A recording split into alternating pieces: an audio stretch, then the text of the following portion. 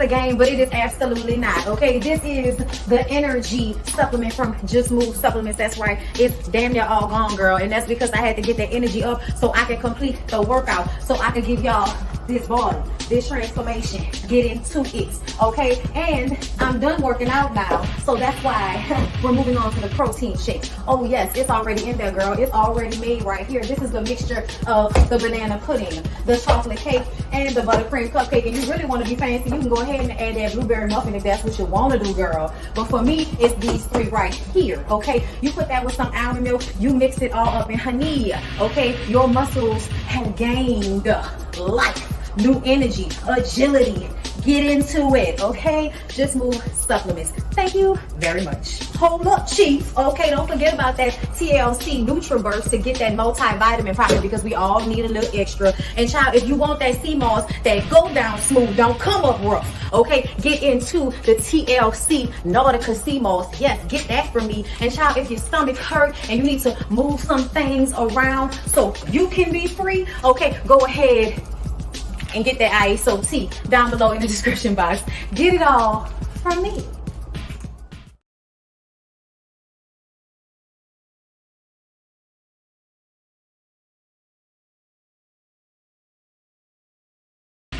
Listen here. Come on in. Come on in. Come on in. Not come on in. Not come. Sorry, y'all. Y'all know I'm weird. Whatever. Hey everybody, what's up? It's your girl BondyBlue. So let's go ahead. Let's go ahead. Hey everybody, what's up? It's your girl BondyBlue. Okay, follow me on Instagram and let's get into the video. Right? Okay. I feel like we got it now. I feel like it's figured out. Now let's hope the Wi-Fi doesn't act ignorant with me. Thank you so much. Is it Alyssa or a light? Miss Jenkins, thank you so much for becoming a member. Okay, so you can be a part of the chat. Okay, so listen, as I explained previously in the chat, I'm going to give y'all the whole thing. All right. Y'all know this is Weekends on OWN, where we normally do Family or Fiance, Ready to Love, and then we do Love and Marriage Huntsville. But ever since this season started, I have only been giving you guys a portion or nothing at all, and then giving the whole review to my members and my Patreons behind a paywall. What we're doing for the first part of the reunion today is that I'm going to let everybody in here. So everybody should be here, you know, as far as watching the live. Okay, you can watch it. But in order to be involved in the chat, you have to be a member. Okay, now, if you are a patron, okay, hold up. If you are a patron, I'm going to pull up my my general in Discord. And that way I can see if you guys are saying anything in there as well. Okay, so we'll do it like that. So those of y'all who are patrons, y'all can't comment, but y'all can comment in the Discord and I can see y'all. Okay, so we'll do it that way. All right, now I'm just giving everybody a chance to come into the room. Step into the light, Carol Ann. Step into the light. And of course, we'll have to be reminding people as we go through what's going on here and why it is the way it is. Okay, but we're not going to wait any longer. I'm so sorry about the technical difficulties of it all. I thought I knew where I was supposed to go to affect the comments, and I didn't. So I had to go back and change it and all of that. Child, it was a lot. But we're going to go ahead and press on and get into Family or Fiance. Okay. I hope everybody got a chance to check out the video that I did right before this one, which was Ratchet Reality. And that was Marriage Boot Camp. That was also Black Ink Crew, Real Housewives, Ultimate Girls Trip, and Love After Lockup. So check that out if you want to see my opinion on those shows. Okay. But let's go ahead and get into the Weekends on OWN of it all. Okay. Because child, when I tell y'all this episode of Family or Fiance was crazy as hell, and they really tried to tie this up. They really tried to tie this up in a nice little bow for us. Okay. Yes, Cindy. I just explained that you have to just download the Discord in order for me to see what you are saying, because YouTube does not allow for me to just make it like a unlisted comment situation. So it can only be members on YouTube in this chat. But like I said, my Discord is up. If you are in my Discord, if you're a patron, you can be in my Discord. You comment, Okay, that dude on Family or Fiance is crazy. He is a cult leader. Okay, that's what Hannah said. And I believe that. I feel like that as well. Okay, maybe not a cult leader, but trying. He's trying to get a cult within his family. It's really, really weird. It's really, really weird. Okay. But yes, you guys, I see several people are typing in the Discord right now. All right. I posted a link to the Discord, so everybody should be able to get in there, whether they are a member or Patreon. Jess Williams, yes, dude from Family or Fiance is definitely a hotep. That's what I said. But let me get into these notes, y'all. Tiffany and Ataya, bitch, I'm gonna call him, that man, that dude, brother over here, brother to the night, crazy ass. I'm gonna call him those things, okay? Because that's what I feel. So the first issue that we're given with Tiffany and this man here is her mom is mad that she wasn't involved in the engagement process because they got engaged 8 weeks after they started to date. Okay.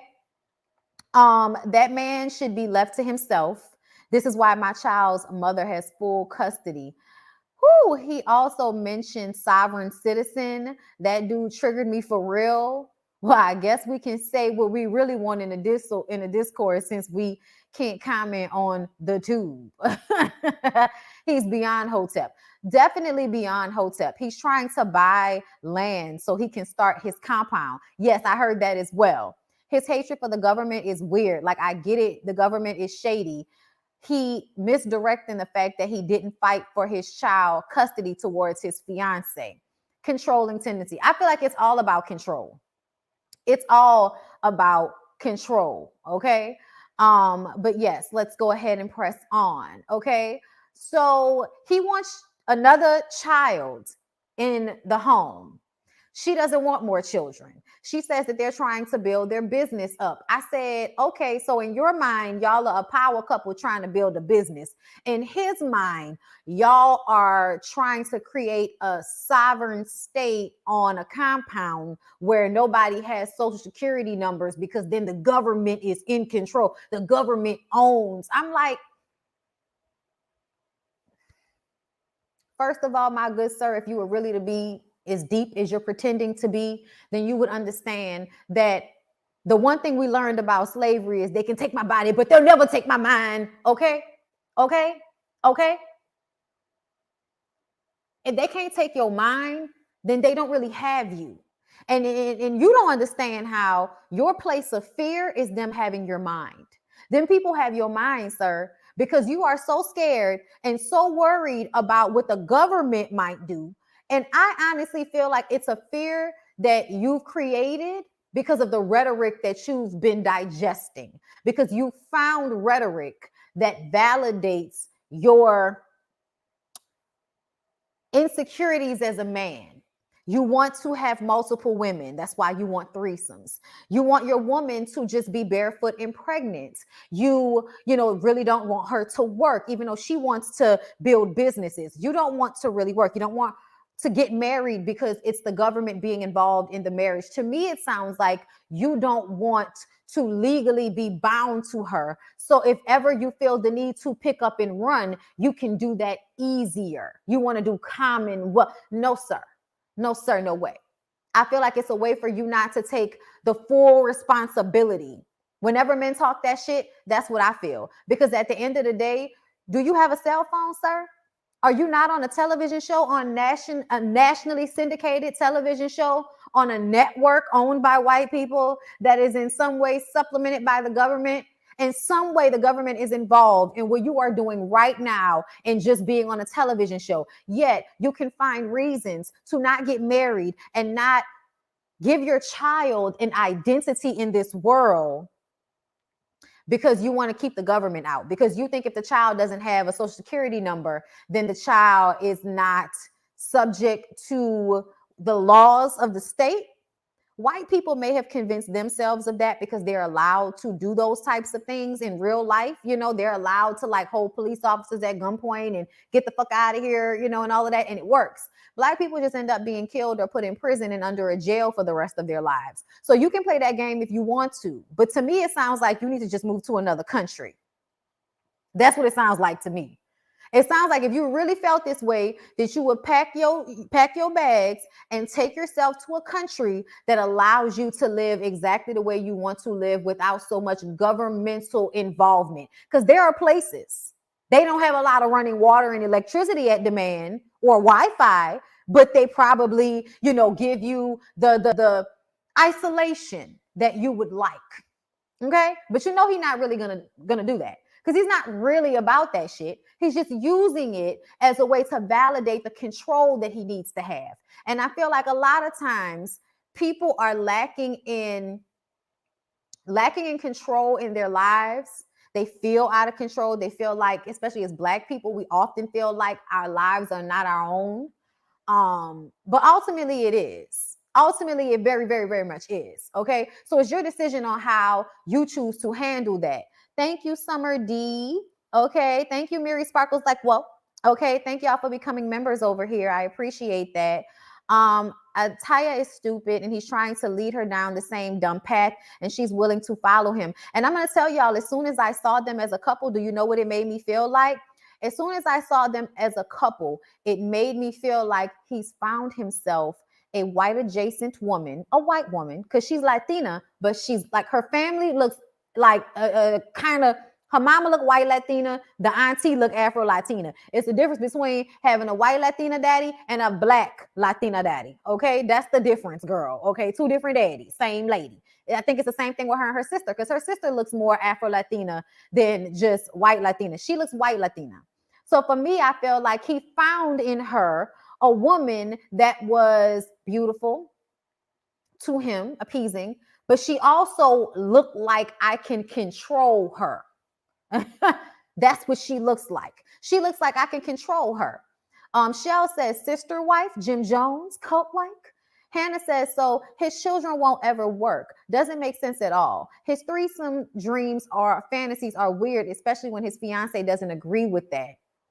Like, wow. Tamika says, raising children in the type of environment he proposes selfishly takes away all of their future options. It does. And it also withholds them from the world because of your unnatural fear of the government, but really a way for you to control your children and everybody around you because you feel out of control of yourself. What is he, her pimp? I don't know. Maybe I'm thinking like Treasure and Molly. Hit the nail on the head, mama. A child should be exposed to different cultures and religions to understand the world isn't only comprised of people like them. Yes, he was scary. The way he exploded at the table, she needs to run. What's he going to do? Should his child need a hospital? Just let them die? She can cancel Christmas because he is never going to let her celebrate anything. How old was her son? Atia is going to be who he be, no matter how many interventions compromising on her end, etc. He is intensely controlling. He gonna be who he be, up to Tiffany what she want. When he raised his voice, I was scared for all of them. Child. All right, y'all. Tiffany is hella sexy, and also I thought, I was like, she seems like somebody I can easily control. Yeah. Basically. Basically. Okay. And let's not forget, no disrespect, but when men see fat white girls, it screams insecure. I can control her. She's going to feel like she won a prize just by having me because I'm this Black man. Having me makes her feel like she belongs even more to Blackness in a way that I feel like she may want to, even if it's not something she's actively thinking about. Because people will be like, I'm not even thinking about that. Yet, you know how you show up in the world, you know how your family shows up in the world, and you know how you choose to show up in the world. People are very much aware of the things that they're doing. You know what I'm saying? Very, very much aware of the things that they be doing. But like I said, she wants Christmas. It's Christmas time. Why can't those kids have Christmas? He says he grew up Muslim. He feels like he is only there to elevate her. That was like, I don't like that. She asked, why would he seek out a woman who wants to celebrate Christmas and who doesn't want to have threesomes? Like, why? And then the way she threw out the threesome situation, we hadn't even been talking about threesomes. We were talking about Christmas. And then she went through, I said, bitch, we went from Christmas to threesomes. You just want to throw out everything that he wants you to do that you don't want to. It's like, oh, you want threesomes? I want Christmas. What we gonna do? Okay. I don't know, but the way she threw that out there was weird as fuck to me. He said that she wants to invite the government into their relationship, but not another woman. I said, when he said that, I said, throw the nigga away. He's crazy. Throw the nigga away. He's crazy. He's crazy. What are we doing? Okay. Child, he hasn't thought it out fully. Colorist, self-hating. Okay. When he kept talking about the SS card, I wonder, well, are they living off the grid or the government has control over the home, taxes, deeds? That's for any race, Bondi. They do that to all women. Alone does not mean lonely, and fat doesn't mean desperate. I know that's right. I know that's right. But that's what they think. You know what I'm saying? Which is why, why women should always let these niggas know from the jump what the position is. Please don't think this extra body fat mean you can play with me. please don't think that. Yep, and Adatia probably thought she had low self-esteem, very easy to control and manipulate. Hotep crazy dude. Is he what people call fake woke, or is he just creating the rules as the days go by? I'm not getting Muslim vibes from him. She is a beautiful woman, but he's cray. She is, but she's also insecure. She's insecure because she's allowing him to run her in this way. Why do you want to be engaged to a man you just met 8 months ago? Like, make that make sense for me. But his friends are the only one that comes. He has 2 friends that come. His family did not come because he and his family do not agree on the religion situation. And he made it seem like he was bullied as a kid because he grew up Muslim. But I'm like, so what do your family not agree with as it pertains to how you choose to live your life? It's all of that government compound shit that you're on. It's not just the Muslim part of it. It's also you wanting to isolate, you wanting to not have any type of government control. And I knew it has something to do with his kids. He has children by another woman that he does not have custody of, but he is so desperately trying to control Tiffany's children and make them understand why they don't need to celebrate Christmas. When people say those things, I feel like y'all want to control everything and you don't understand. I really feel like you don't understand how life works when you don't want to celebrate things. When you don't want to celebrate things, then you don't understand how life works to me. Life is mundane.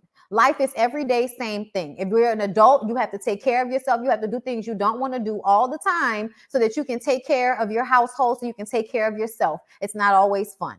Holidays, birthdays, vacations, moments of celebration are times to enjoy your life without the feeling of, oh my God, I have to do this. Oh my God, the adulting that has to take place. That's why people like Christmas. It allows for them to escape to childhood. Even if they're creating that childhood for their own kids, they get to set up a vibe. They get to create traditions. They get to enjoy moments that they look forward to. I've told y'all many times before, I am Christmas down. Okay. It's amazing I don't have a Christmas tree in here. I was supposed to go get it today. We still might. Okay. But either way, I am a Christmas person. And it's because in my family, we came together. We ate. We had gifts. We dressed up. Everybody was together at this one time of the year. It's not even like that anymore. That's unfortunate that it's not. Okay. I wish that it still was able to be like that, but it's just not. And that's fine. But the vibes are already there.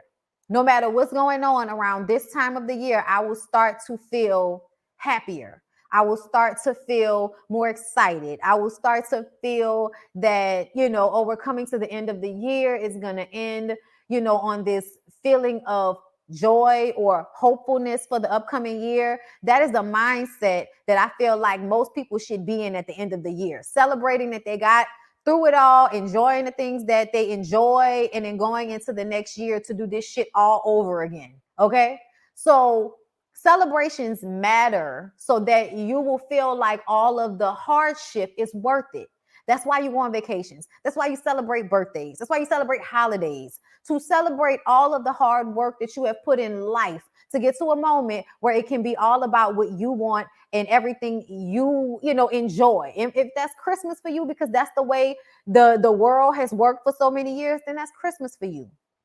To argue with somebody about why that should not be important to them is stupid. It's stupid. It's stupid because you're trying to argue to them, don't have a good time. Don't celebrate this. It's bad because it represents this, and this. And even though Christmas very much represents commercialism, capitalism, spending your money on shit you don't need, putting yourself in debt in order to look like you had a great Christmas, all of that shit. Guess what? I don't give a fuck. Guess what? I don't care. You know why? Because I enjoy it all. Even to working hard in January and February to make all the money back that I spent in December, but it's going to be made back. Or I saved for it, or I spent within my means, whatever. Because there's always a way to curtail that. Sometimes it's not even about doing it big. It's just about creating a vibe and enjoying the feels of it, the sparkle of it. And there's nothing wrong with that. So when he's trying to make her understand how unimportant that is pointless. She's always going to see it as just a place or a moment of joy for me. That's period. That's all that I find joy in this. This makes me happy. I am not joyous or happy a lot of the time. I look forward to this one thing. I want to celebrate this one thing. He wants to argue with her about it. You know why? Because he wants to be able to control her all the way down to the thing that makes her happy.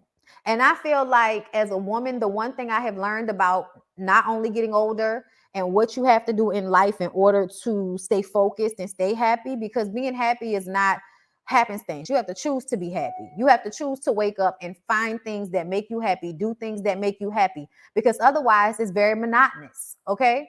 So the thing that I have learned is that when you do have things that make you happy, when you do have things that give you childlike wonder, it is totally okay to have those things. It is okay to indulge in those things when it's time to indulge in those things. Okay. Period. Because otherwise, where's the happy? Where's the happy? Where's the joy? And yes, we all have that on an everyday basis. But when you are decorating, when you're cooking meals you don't always cook, when you're spending more time with your family, when it's colder outside, so you're inside more, you're with your loved ones more, you're spending, more time close together, and all of those things matter.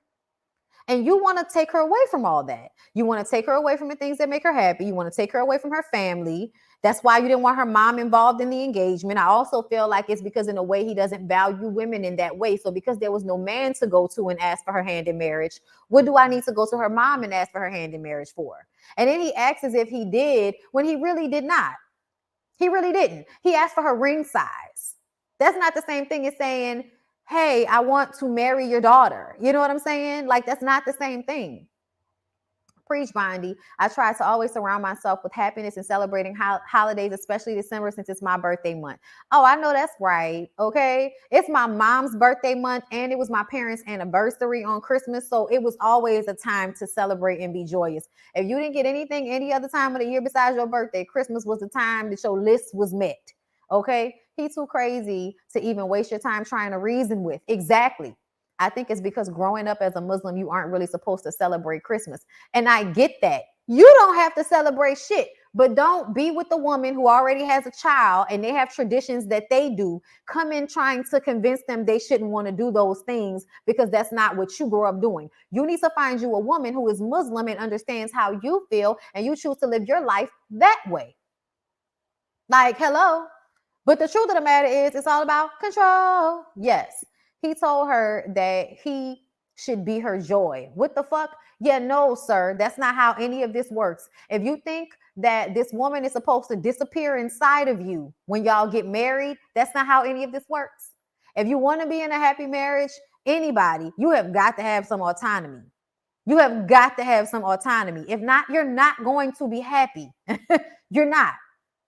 Period. It's bullshit. I wonder what those chats were hitting at when they first started talking. How did she miss or not question alarms? Because I think essentially she is insecure and was thirsty for a man, I believe. You notice it's everybody else, not him at all. He couldn't go not one family member to support him. And that's because they've probably had so many terrible arguments with him about this crazy shit, and they're just tired. Oh, my birthday is on Christmas, so that's the reason we celebrate. Folks around me scream it's pagan, but listen, go on about your business.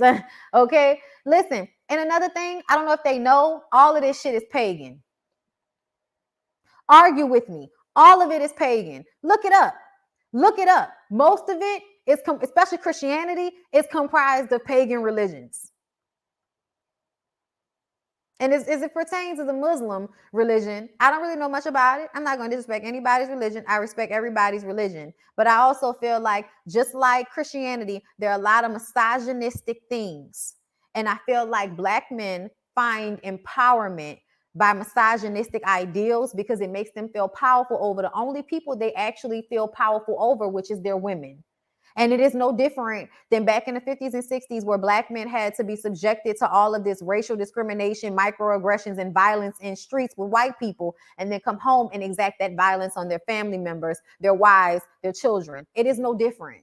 It is no different to me than in a religion finding a way to force women into submission and to be lesser people so that men can feel powerful in being mediocre.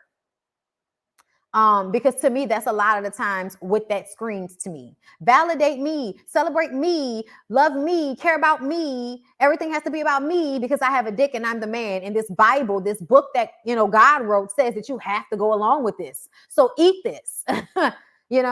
Happiness is how you choose to see yourself in whatever space you're in. If that space is hurt, pain, and trauma, you look forward to being happy outside of that. It's hard. It is.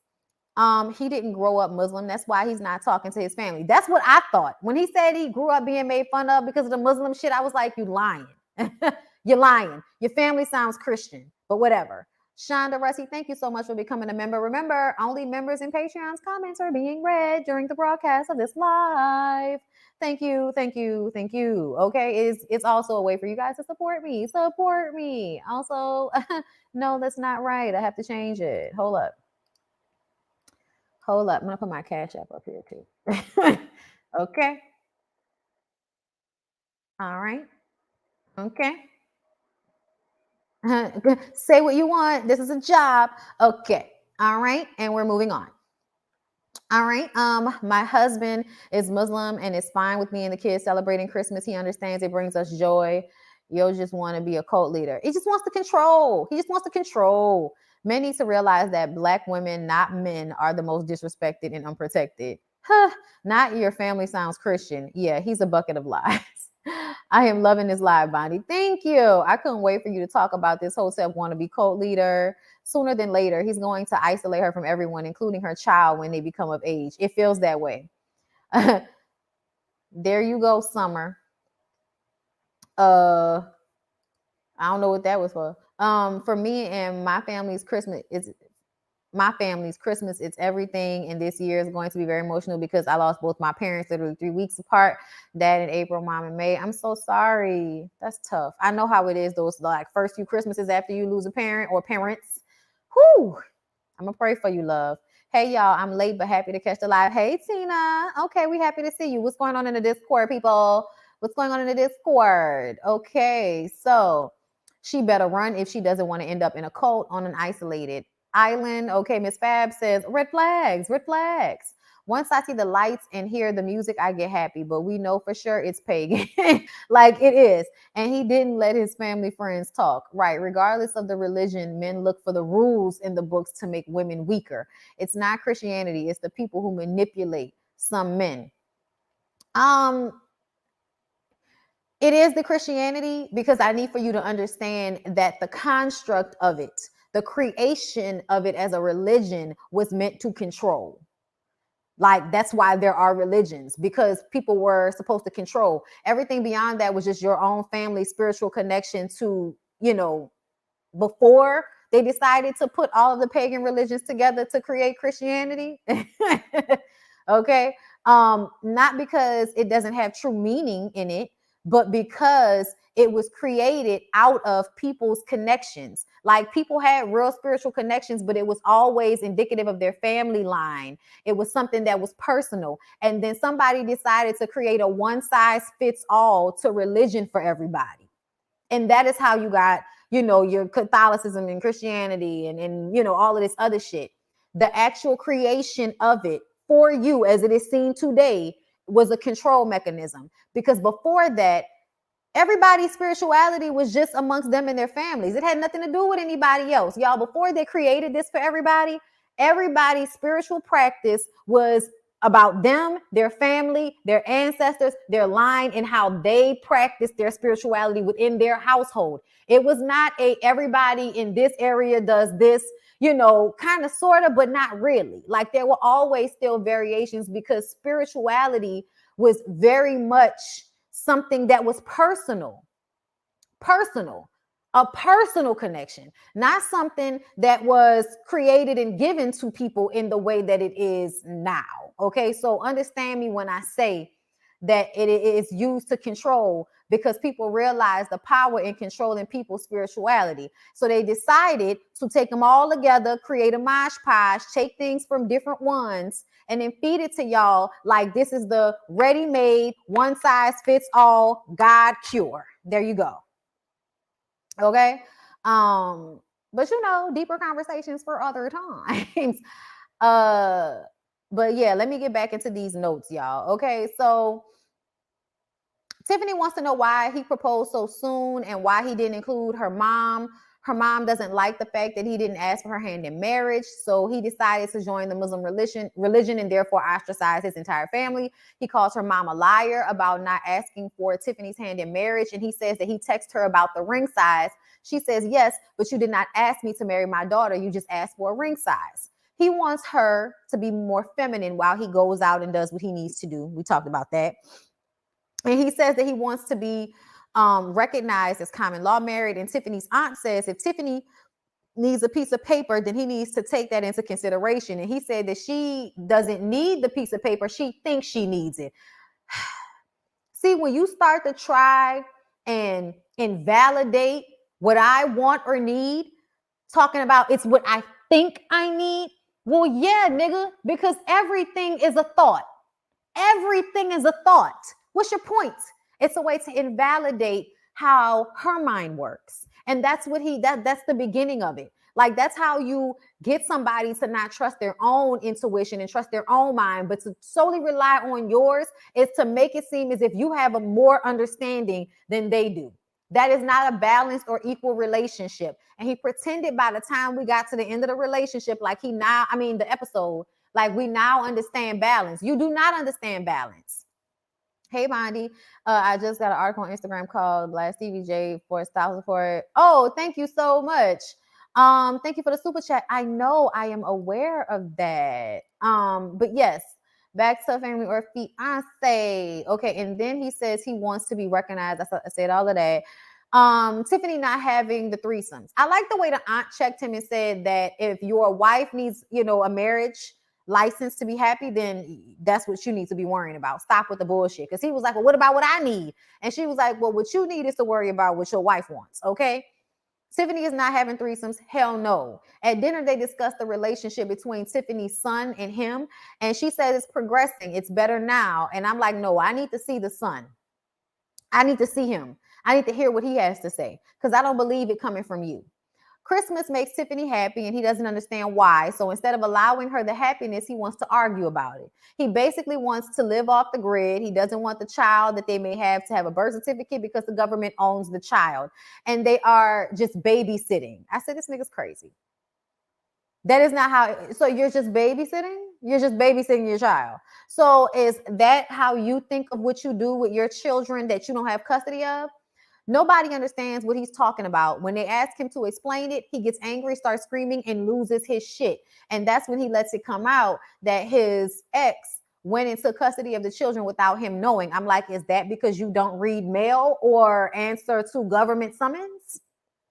Because maybe that's why. And if you are coming off like a crazy government conspiracy theorist, why would a judge feel like you're sane enough to be co-parenting in a fully equal, situation, children, three children. Let's say three children. Why would a judge say, yeah, you seem sane enough to also have 50% custody of these children? You are not balanced, sir. You're not. No judge would have given you custody if they would have had a conversation with you, because they would have realized how unbalanced you are and how much in fear you live. And if you live in that much fear, every decision that you make for your children is out of fear, not out of their best interest, but out of the fears that you created for yourself. Do you, like, sir? Oh my God. Anyway, him screaming frightened everybody, scared everybody, had everybody in the headspace that, oh no, no. This doesn't feel good. We need to get the fuck out of here. Okay. Tracy later on makes them realize that they don't want the same things. And he's like a cult leader that's trying to control people. Tracy actually said that, especially after we found out the way his ex took the kids without his knowledge. It is him trying to control things because he was not in control of that. They go to the lake for family time and talk. The mom and the auntie are worried that he is aggressive towards Tiffany at home. There was a moment in a confessional when he looked at her at the very beginning of the episode. I said, the nigga's crazy. He feels abusive. Lyric said, you're judging him. I said, okay. By the time we got about 10 minutes in, I turned and looked at Lyric and he was like, all right, babe. All right. Okay. Because I was right. I felt it off him immediately when he looked at her. I was like, that nigga's crazy.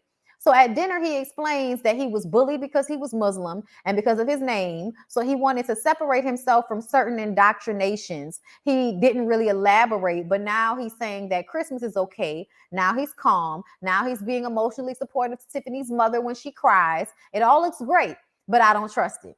I don't trust it and I don't believe it. He tells her that the piece of paper doesn't matter because he's already made a commitment to her and he wants to be with her. He wants her to be his life partner. I said, oh, you want her to be your life partner, sir? Okay. Thank you, Pamela Israel, for the super chat. This Joker is a co-signer to anything that feeds his lust and justifies his desires for complete control. Yes. You said it. Yes. I do not know what Tiffany's issue with his friend. I thought they were going to address why Tiffany had an attitude with her when they met. I wondered if Tiffany has that Danny Lay complex. With feeling like she's special because she light. Maybe. He tried it with that excuse. I'm like, sir, were you in a coma for 6 months? Because court orders aren't secret. Okay? He lying. You know he probably didn't show up out of anger or something stupid. Okay, hold up. Let me go back. She is desperate and doesn't understand cult wife red flags. Miss Fab says, how was he able to change his mind of her family? Because I certainly wasn't convinced. Hannah says his fixation on threesomes is weird. Roderick says, not including the mom, who seems nice and cool, for the invite thing just rubbed me the wrong way. How you thought nobody wasn't going to notice this? Control. Shell says, I think he's verbally and emotionally abusive. Miss Fab says he was disgusting, that fixation on threesomes. How old was the son? She better run fast. Roderick says, correct. That switch up he did. At first, you're all intense on your beliefs and feelings exploding. And then in a split second, you become Mr. Smooth Operator in Jay Lee's voice. Nope. He gonna be who he gonna be because that is who he is. Okay. Unbalanced and crazy and deranged. Is the lady in counseling to find out why she accepts his behavior? She needs to understand it. Where's the pappy? Where's the daddy? I need people to understand that if there is no marriage certificate and he gets sick and is unable to make a decision about his care, they will ask his next closest relative who may not know what he wants. If that's the same thing the aunt said. The aunt brought that up, that she had to deal with that with her husband's people, you know? Yes, I believe he emotionally and psychologically torments her. Me too, Bondy. I was with an abuser in the past. They seem to be enamored with that life partner BS. Is this thumbnail? She looks afraid and he looks like she better not say anything wrong or stupid. That's exactly what it looks like. And that's what it was given when they were in the confessional. He probably a sovereign citizen and refused to show in court. Probably. And that's why your kids got taken away. That's what it is. Okay. You're not babysitting them. And if you really cared about them and loved them and wanted to be responsible for them, you would have went and fought for custody. But I'm glad their mother got full custody, because those children should not spend a lot of time with you, because you're not balanced at all. He takes her mom to the side and apologizes for the way he acted. He kisses her hand. It really touched her. And I'm like, this is what got her to want to be with him in 8 weeks. They're doing some compromising and everybody looks more happy and more relaxed. They want to be celibate and have their own version of the holidays. And she says that sex is absolutely a love exchange. Oh no, she said that love, everybody thinks that sex is like a love exchange, but it's not. I want you to like make me feel good without sex. And I'm like, what does that even mean? Y'all have already been having sex. What does that even mean? He wants to have threesomes. He still wants to have threesomes. Once everybody gives their blessing, he still wants to have threesomes. They're supposed to be getting married next year. He's still, talking about that marriage license shit is up for debate. So that means nothing changed. You just acted like everything changed so that you can get through this process without being the bad guy and without being held fully accountable. That's what it felt like to me. And I want her to know that, girl, I don't know what you're talking about, but sex is absolutely an exchange of love if y'all are in love. If y'all are in love, I don't know about y'all, but if you've ever been in a long-term relationship, shit gets stale. Start fucking on a regular basis and watch things start to light up again. That's why people tell you to have sex even when you don't want to. Because sometimes all you need is for somebody's dick to touch your heart to be reminded why you're here. Okay? That life partnership was so stupid, y'all. He is a master manipulator. It screams, I don't want a life partner. I want a prisoner because I hate and am ashamed of myself. So no one will really want me outside of force. It's really sad, and he really needs a psychiatric evaluation. He absolutely does. And I don't feel like she's safe. And I feel like because they see him as someone who will take care of her, they are willing to sacrifice her safety and well-being for comfort, which is what a lot of people do. All he's doing is not having sex with her. And to me, it's almost a way to control her.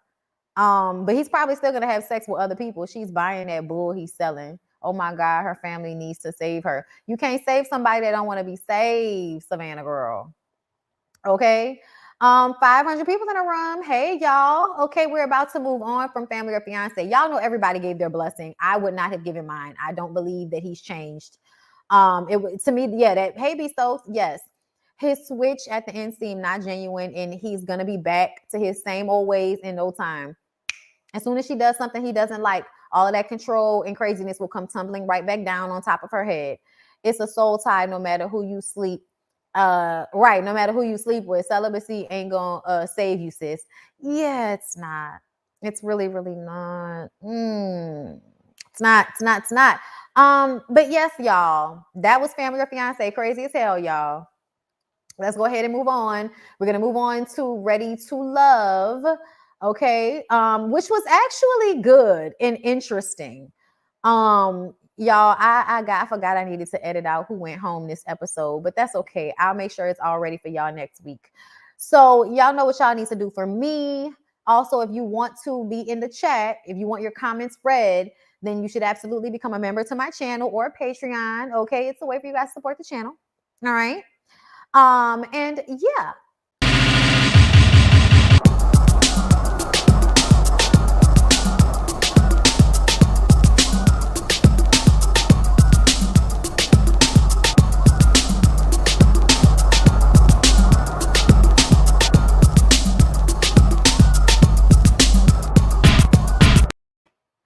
Okay, before we get into Ready to Love, I'm going to explain once again. So YouTube now allows for us to have member-only chat. Y'all know that the way I do mine is I allow everything that the members have on YouTube for the YouTubers to have, for the Patreons to have it too. But YouTube kind of leaves me at a disadvantage when they do members-only shit instead of like, unlisted or something. So because of that, I have my Discord up. I may not be popping all of your comments on the screen, but I am reading your comments in the Discord. Okay. So if you are a Patreon, be in my Discord. All right. If you're a member, then you can be in the chat. I also see some of y'all are commenting on Patreon. So let me see. Cindy said, I wonder if Patreon and YouTube membership is different. It is, but not in what I allow. Same here, not able to comment. Yes, I said Patreons cannot comment in the YouTube chat, comment in the Discord. I see y'all in the Discord. So a lot of the comments that I'm reading are from the Discord. Okay. So that was my way of remedying this whole situation. All right. My kid's father has some kind of tags that the police said they've never saw before. Her have the government back their social security card and birth certificate child. Now I know I'm he gave the government back their social security card and birth certificate child. Now I know he had lost it. Yeah, that's okay. Yeah, girl. So what you gonna do? Like, I don't understand. Like, what y'all people who think they're living outside of this matrix kill me. Because see, I feel like the fact that you think that giving those pieces of paper back mean that you're like no longer subject to whatever happens, like that's something you made up in your mind. You still live here. It doesn't matter if you give them back the social security card and the birth certificate. You still live here. And if something happens and they identify you, you will still be identified and whatever happens will still happen. So the idea that lack of identity does something for you is just like, no, it just puts you at a disadvantage when it comes time to do things in life. But do you? Girl, I guess if y'all think that works for y'all, great. You might know better than me, but I just kind of feel like a lot of people convince themselves that they're living outside of something when in all actuality, you're online while you're doing it. You're in the matrix, bitch. Get over it. So we're moving on to Ready to Love. Cornelius, Camille, and his ex. This episode, people met with exes. Okay, so I'm just gonna read to y'all what happened in my notes, and we're gonna discuss. Okay, remember. If you're a member on Patreon, I'm seeing your comments in the Discord. If you are a YouTube member, I'm seeing your comments in the live chat.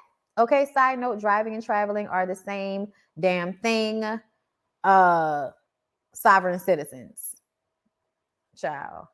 Right? These folks think they one step ahead, which is sad. I get why some may object to this, but yeah. Yeah, you're not ahead of anybody. Okay. Okay. But yes, y'all, let's go ahead and get through Ready to Love so we can get to the reunion, right? So Cornelius, Camille, and his ex. Is she celibate? Camille says that she dates with intention and she is fine with being celibate if need be. I feel like Camille is on bullshit. I feel like Camille is showing up the way she feels like Cornelius wants her to show up. And I feel like it's fugazi as fuck. I also feel like Cornelius is the type of man to pretend that he wants to not have sex, and then you'll actually end up having sex. I don't feel like he's 100% genuine with him not wanting to have sex. I don't. And if you really don't want to have sex for the reasons you claim you don't want to have sex, okay, fine. I'll be happy to be wrong, but I don't believe it. I think it's something that you're saying on this show so that you can look like a good guy. Camille is lying. Most grown-ass women do not want to marry a man without seeing what the dick does. Do you know why? Because too many of y'all don't know what to do with your dicks. Too many of y'all don't know how to fuck. Too many of y'all don't know how to have the end result with the woman having multiple orgasms and you having your one big one. And then we can come back later. But if we're circling the airport and the woman ain't bust, then at the end of the day, you didn't do your job. You didn't. And so when you marry a man and you don't know if he can fuck, and then you get that honeymoon night and you're expecting fireworks and the sex is trash, how are you going to feel then? Because you're grown. You've had good dick before. So you're going to remember the good dick, right? So what's the point of not having sex before marriage exactly? I can understand not fucking all the time, but I need you to try. I need to try stick with this shit out. Okay? I need you to get on and see what it's like first.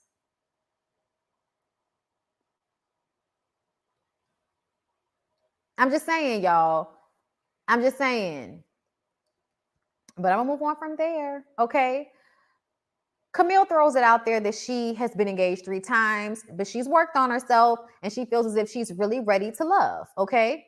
And she says that by them reading scripture and using the word to aid them in whatever happens, they'll be able to get past anything. And then Camille leaves, and before she leaves, he's like, so when she leaving? And he's like, well, I got to talk to her for a little while. I was like, oh, you sure? Because, you know, when we going, and he was like, we gonna chill later. I need to do this. Like, bitch, we're shooting. Like, you know, her being insecure yet again. So let's discuss something. I found it very bothersome when Camille talked about open the Bible, read the scripture, it'll save us. Not that it won't, don't misunderstand me. Because I do feel like there are people who genuinely have used their connection with God to aid in their relationship issues. But the way she explained it showed me that it's bullshit. Because anybody that's really been in a relationship and that is Christian knows that it's never as simple as let's pull open the Bible and read the scripture so we can get past this issue that we're having. No, it's never that simple. It's never that simple. And honestly, on these dating shows, especially amongst Black people, the way they throw out God and in religion as if it's supposed to make them look shiny or more appeasing, I don't know what that's about, but it's weird to me. It's weird to me because in my life, the people who have really been angels, the people who have really been good church folk, and I'm talking about good church folk, not messy church folk. I'm talking about good church folk. Good church folk meet you on your level.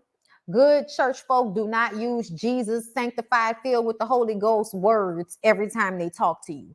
People who are constantly using God as a shield or religion or their connection to God as a shield or as some type of representative to showcase their best selves to people, that shit always bothers me because I feel like people who use God in that way are full of shit versus the people that I have met in real life that when they really are about that church shit, they don't have to keep talking about it. They're just about it. They just are of service. They're just at church every Sunday. And when stuff happens and we need people to volunteer, they're there. When somebody needs, the old folks need help going here, they're there. When the young folks need help doing something, they're there. There are women in my church that I could think of right now that throughout my entire life have been church ladies, but not in that nasty way. I'm talking about in a real supportive, helping and uplifting other, people in the church way. So because I have actually experienced that, okay, listen, the church ladies at my church, I think some of y'all know who I'm talking about because y'all know I love y'all. Okay, y'all know how I feel about y'all, Miss Houston. Okay. And a lot of the other women who supported me when I was coming up in my own church, those women never talked to us or, feeling blessed and highly favored. And they never threw God in the language of everything. You know what I'm saying? When people use the language of it like that, like as if it's so simplistic, let's pop out the Bible and that's going to help us with our problems. It's a lie from the pits of hell. Stop using God as a way to be disingenuous. Stop using God as a way to make you look better because you don't know how to be real in the moment without feeling like you're coming off in a negative way.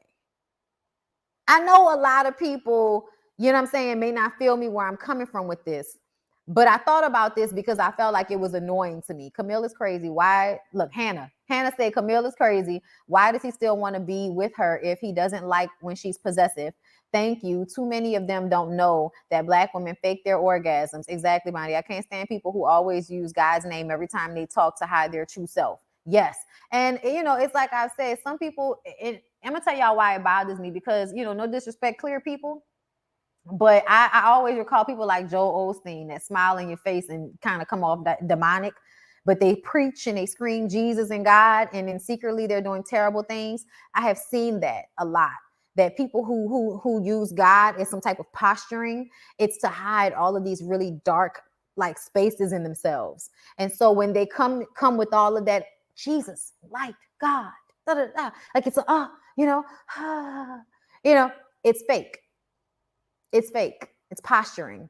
It's disingenuous. It feels evil. I'm gonna tell you, a lot of the times what I'll see when I see all of that is, oh, somebody's evil and using God to make it seem as if they're not.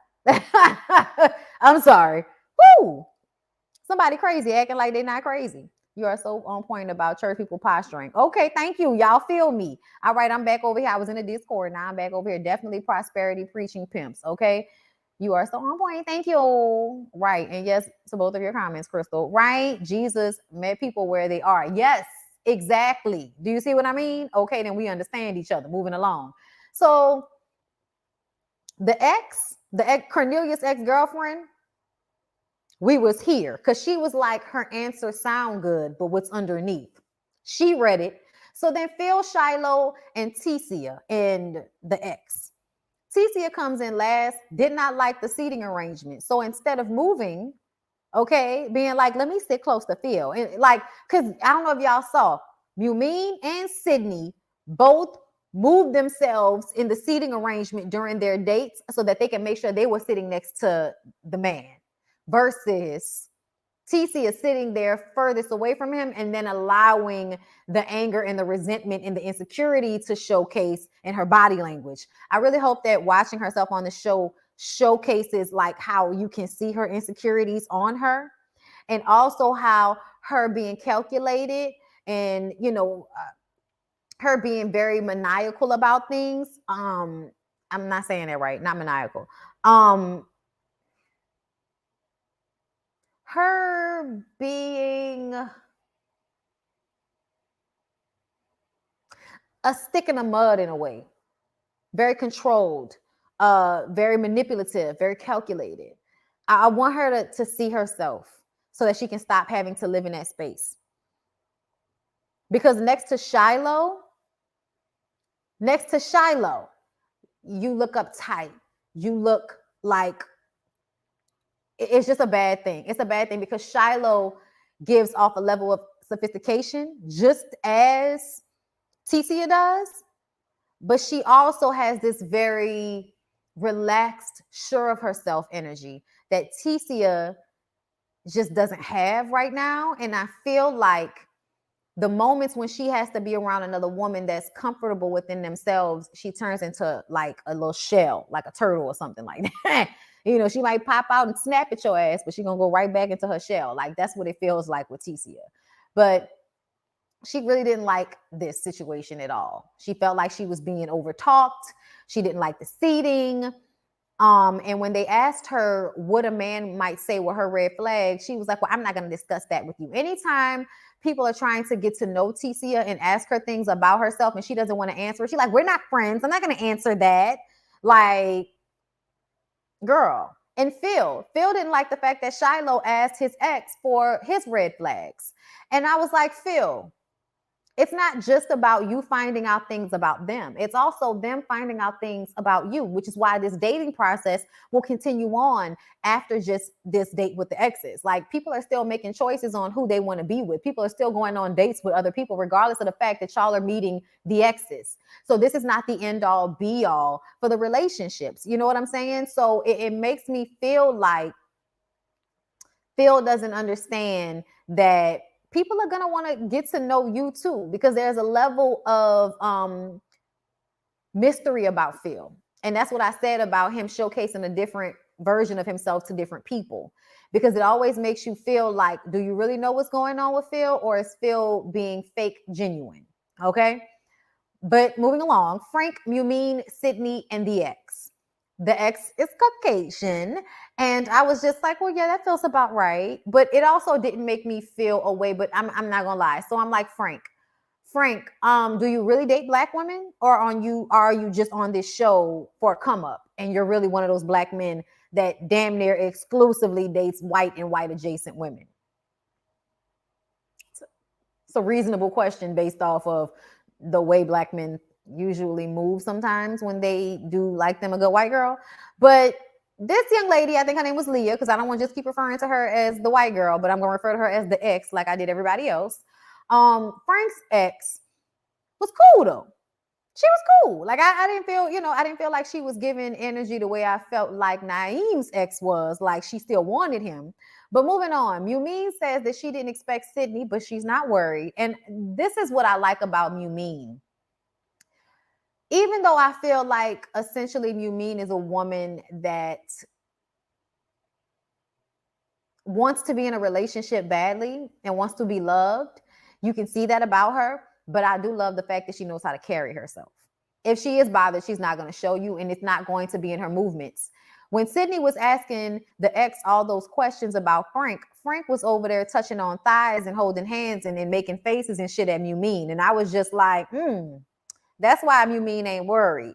But Sydney came over there and wiped some sweat off his forehead, and the ex slid to the side. So then she was able to be across from him. And that's what I was talking about, the way she maneuvered the seating. Instead of getting mad like Ticia did, she maneuvered and changed the seating with grace and was able to still go on and leave the good impression instead of leaving a negative taste in somebody's mouth the way Ticia did, even though they still were uncomfortable with that. You could tell. All right. When they leave, the ex says both of them are very different, and Frank needs to know what he wants and what he needs in order to be happy. And see, Mumine says she feels like she can fit into his life as a party promoter really well. And part of that makes me feel like, are you always trying to think about the way you can fit into the man's life versus the way the man can fit into your life, as if you're some type of, accessory or fixture in his life versus him being a fixture in yours? A lot of this feels like the women are auditioning for the men versus the men auditioning for the women. You know what I'm saying? When a lot of the times I feel like the men are the ones that need to be sure more than anybody else. Okay. But whatever, it's a dating show, so it is what it is. But when Mumine said that, it's like, see, I can fit in. Sydney, on the other hand, is already out there in that party life. So I'm wondering if Frank is at a place where he's like, I don't want to be with a party girl, even though I enjoy that. I want to be with somebody who can come and be a part of this every now and again, but will take her ass home. Meaning that she will be at home comfortably, and she also won't be so insecure and scared that I'm out there cheating on her because of my job. And she's assuring him that she's not the type to do that. So I noticed that. But moving on from there, Walter, Sabrina, his ex, and her nails. Listen, Walter, came to girl, them nails. I was like, ew. I mean, I know that's cute to everybody, but not to me. I'm sorry. Those super duper long nails, I just be like, I don't know how you live your life like that. I don't know how you keep them clean. It's a lot of questions that I have in my mind. But either way, the ex says that Walter likes a challenge, and Sabrina says, well, I'm a challenge with crazy eyes. And I was just like, oh, there you go. I was waiting on it.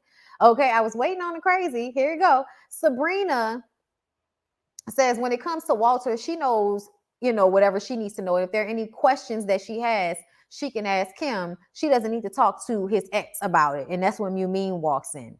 Okay, Mumine walks in. Sabrina did not know Mumine was going to be there. So as soon as Mumine sits down, Sabrina is like, oh, I have to go. I have a job to get to. So she gets up and leaves. She says any relationship or connection that Walter has with another woman, she does not need to be privy to. I wasn't mad at that, but I also felt like you're getting your ass out of there because you can't take this type of situation. Mumine wasn't going to be, bothered. Mumine was going to play her position and be in control of herself no matter what, right?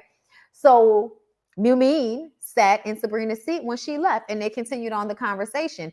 Mumine says that she does want to have kids, but that she is not interested in having sex before marriage. And I'm like, Mumine, that sounds like a mistake, but I understand if you feel like, he's giving you the energy that he knows what to do with his dick, but okay. When she leaves, the ex says that she doesn't believe Mumine. She believes that he'll be able to get that kitty cat out of Mumine. And I'm like, probably. And she thinks that Sabrina has crazy behind her eyes. And I said, she does. She absolutely does. Okay, so that's what the purpose of this is. Phil, I want to know. And what the fuck happened to Frank and Aisha? That's a fact. Mumine knows her angles in a sense. You mean angles or her angels? I don't know. Everybody this season is questionable. They are. Like, you don't have to fight for a spot in someone's life. You are special, right? The person you're courting or talking to needs to be compared to how they compliment you, right? I liked her nails. I did not. I've been saying for at least 5 episodes, there's something about Sabrina that is sneaky. Sabrina is more insecure than she tries to portray. Sabrina is touched in the head.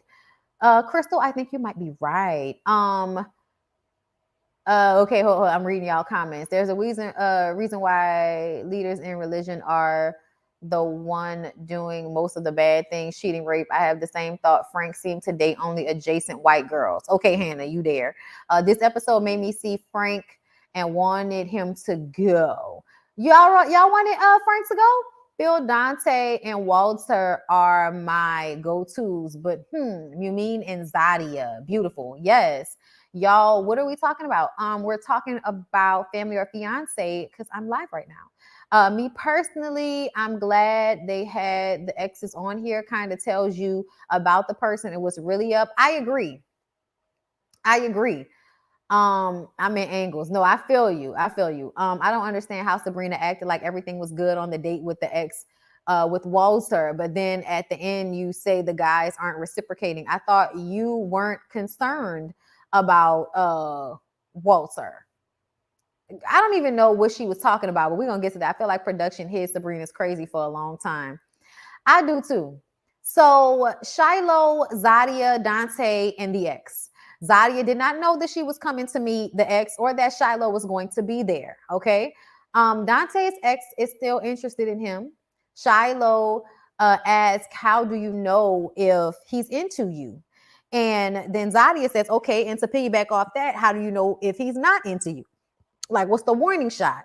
The ex says that he's a very much a physical toucher. So if he's not touching you, he's not into you. And when they leave, the ex felt that Zadia was being more negative, which I felt like, I don't know if she was being negative as much as I feel like we want the dirt too. Like, tell us what the bad things are too, so we can understand if those bad things are deal breakers or not for us. Because sometimes what's a bad thing for you is not a bad thing for another person. So the idea that she was being negative just because she asked, you know, how can you tell if he's not feeling you? I was just kind of like, I don't know if I felt like that was negative, or maybe they edited it out because y'all know they edit this show terribly, but whatever. Naeem, Zadia, and the ex. Okay. So Zadia asked for a red flag. And I think she asked for a red flag, or they got to, no, her love language was physical touch. And the ex said that Naeem is not a cuddler. And he says that's not true. And she's like, oh, well, you just didn't cuddle with me. And it gave the vibe that there was still some feelings left. If not from Naeem, from the ex.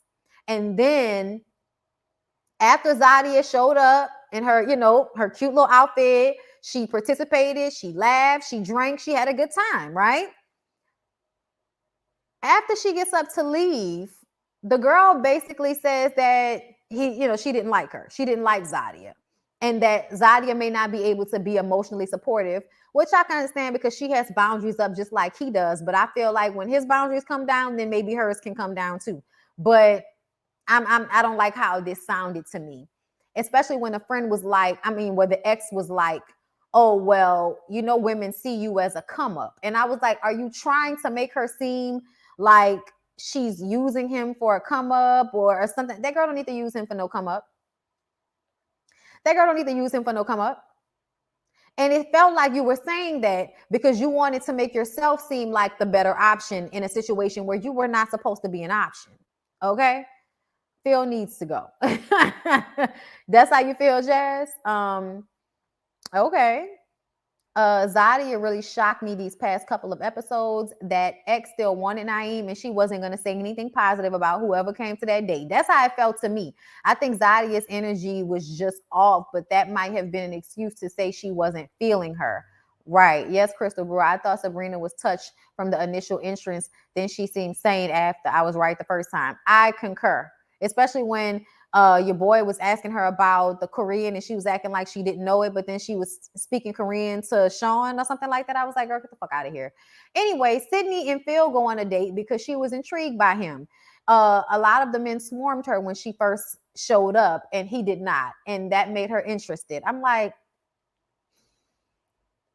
Sydney is really immature because I feel like you really, really are into feeling like you're the it girl. You really are into feeling like you make other women feel like shit about themselves because you're so sexual and so, charismatic, whatever your thing is.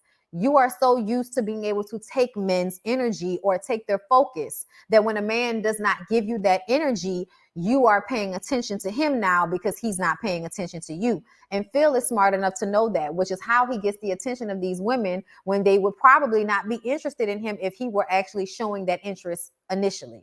Phil is smart. And that's what makes me feel like fuck nigga vibes.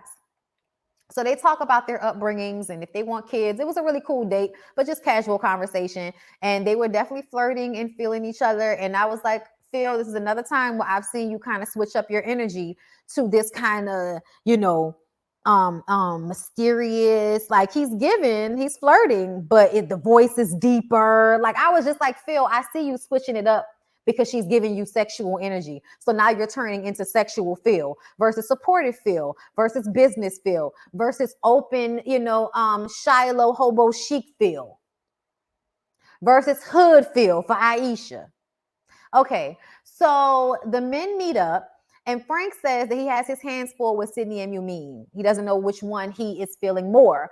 Walter says Sabrina is a wild card. Yumine is the safer choice. She has also grown in his eyes.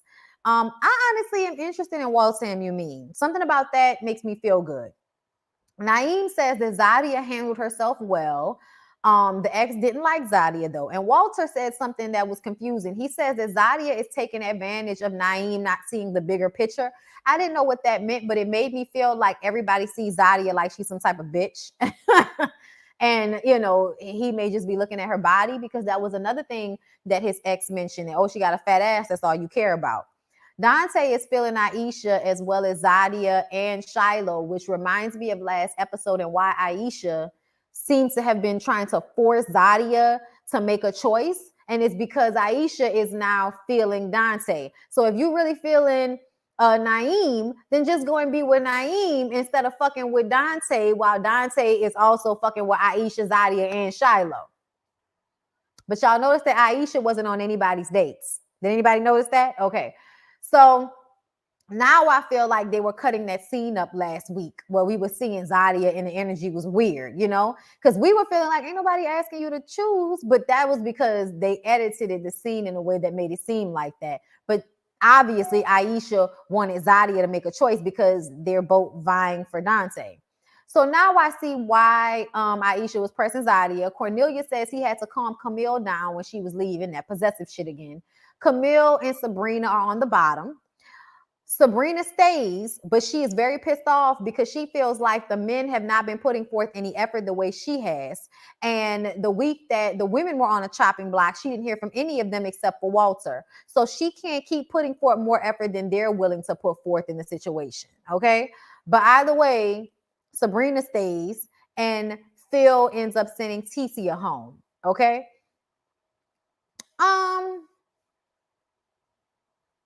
Girl, I guess. I mean, I felt like Sabrina. I mean, we knew Ticia was gonna go home, so Ticia should have went home because it was her time. Girl, your man ain't there, and we've been knowing that for a while now. But I don't think Sabrina's man is there either. I think she's feeling Walter talking about Daddy knows where home is. Yeah, but Daddy may want to be with a bitch that has some sense. You mean is giving I have sense. Thank you so much for the super chat, Pamela. Frank is a garden tool with a preference for digging out snowflakes. Phil is hiding a lot, and Walter's ex claws. Oh my God, I felt like I would get scratched up through the TV. I agree. Thank you so much for the super chat. Bondi, I saw Ariane Curry go live yesterday. They went in on her. She didn't even stay long on her live. She eventually got off. Thank you, Asada. I know I saw pieces or snippets of it when she was so excited that Carlos referred to her as a restaurant, not realizing that restaurants are open to the public. But yes, I did. Thank you so much for the super chat. Thank you for another super chat, Pamela. There's no way X Claus is leaving the restroom clean and or bloody. Yes, Sabrina is secretly samurai sword crazy, but she can take Camille. I would have liked to see it. I ain't gonna lie. Okay. I just can't get over the fact that Frank needs to invest in sugar scrub and a good lip balm. Ooh. Child, you know what that made me think of on Family or Fiance?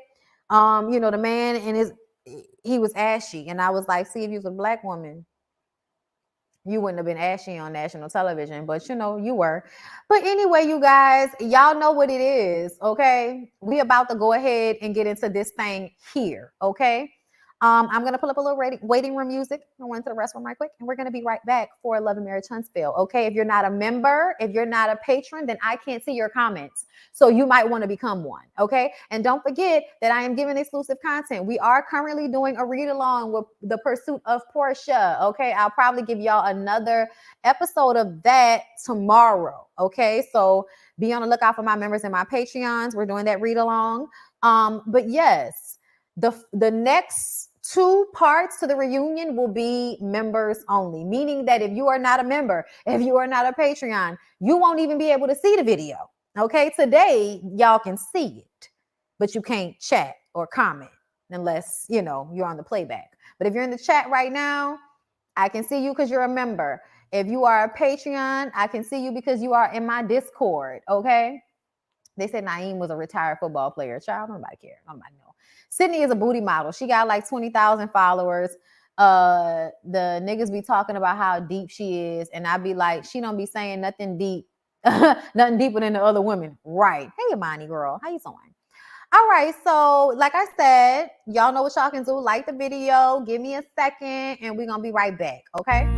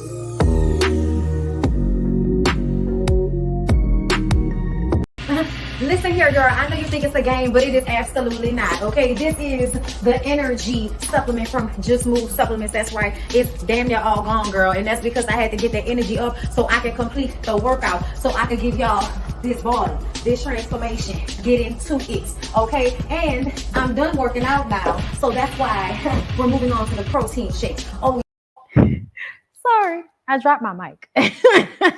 I dropped it. It all went kaboom. All right. We're back. All right. Thank you, Student Life, for becoming a member. Thank you, love. It is greatly appreciated. Thank you guys for joining. Okay, we're about to get into the Love and Marriage Huntsville reunion part 1. Okay, like I said before we took a break. Okay, if you are a patron, I have put a link up. I see Kiana, hey girl, has joined the Discord. All right, Miss Fab, we'll see you later, love. So yes, okay, if you are a patron, I see you in the Discord. If you're a member here on YouTube, I see you here in the chat. If you are neither, I don't see you at all. But I do see your view, so thank you for being here, and it's greatly appreciated, and you should go ahead and become a member. Okay, so let's go ahead and get into Love and Marriage Huntsville. As you can see, let's talk about these looks first, okay? I talked about it on Twitter. I don't know if you follow me. So I think Maurice looked amazing as the only man up there with socks on. Thank you so much, Maurice, for wearing socks and not having your feet sweating, okay? I think Kimmy looked amazing. I wanted Kimmy's dress, okay? I thought the hair was giving Ariel realness. I was here for the Kimmy of it all, okay? That is where the excellence stops. Mel, I love you, my girl. I swear I do. But can you please get a stylist that will go and buy a nice designer for you to wear to these things? I don't know if this is nice designer, but you know what this looks like? This looks like a really, really talented church lady put this together for you. That's what this looks like. It looks like prom. And I feel like we can do better. Even though you look great, your leg looks amazing, your body looks amazing, your makeup looks great, your wig was laid. I was here for all of that. But I would have liked for a better dress. because I wanted to like it and I didn't. Carlos looks amazing. Okay. Listen, Carlos was trying real hard not to pop that hip when he was giving the intro. I was like, it's all right, Carlos, give the hip hop. It's okay.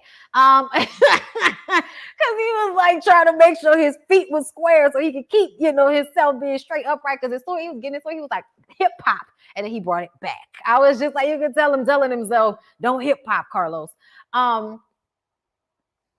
Martel, why did you wear this, Martel? Like, Martel, why do you always have to have these huge lapels? What is that about? Somebody said he looked like Django. He absolutely looks like Django Unchained in this pink suit.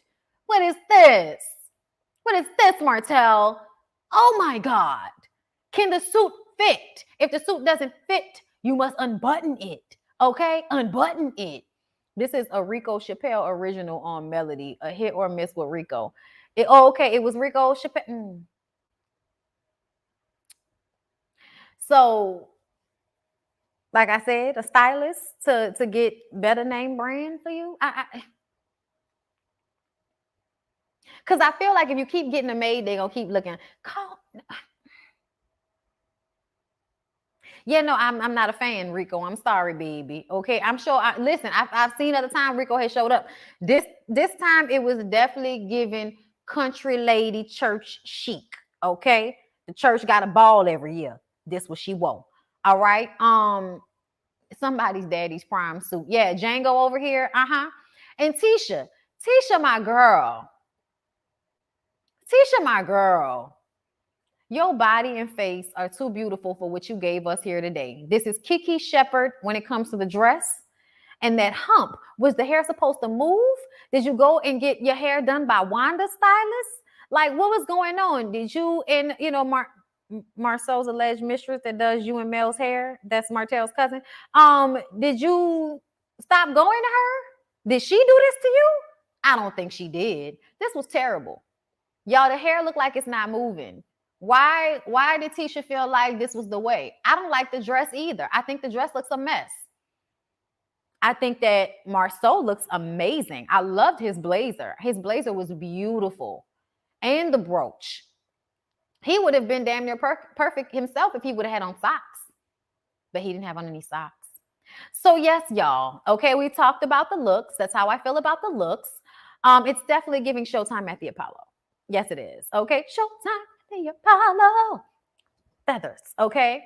So let me go ahead and pull it up so we can get into the dialogue of it all. Okay. So it's just the notes that I made. So if I missed something, bitch, do your own review or comment and we can discuss.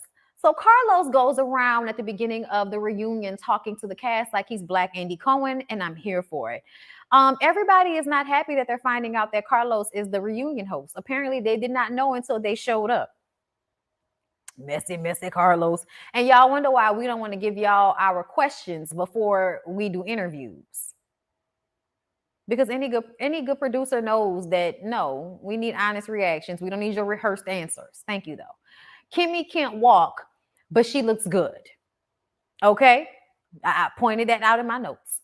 Tisha comes out looking like Kiki Shepherd. It's a no for me. The hair is a no. It's just a no. Marceau looks good. Mel is giving, I'm reading y'all my notes, so I'm reiterating. Mel is giving maid prom dress feels. Tisha is off Twitter because she can't deal with the way y'all come at her neck every week. She said, there's some hateful people out there. I said, yes, there are. Yes, they are. They absolutely are. Y'all go too far on social media.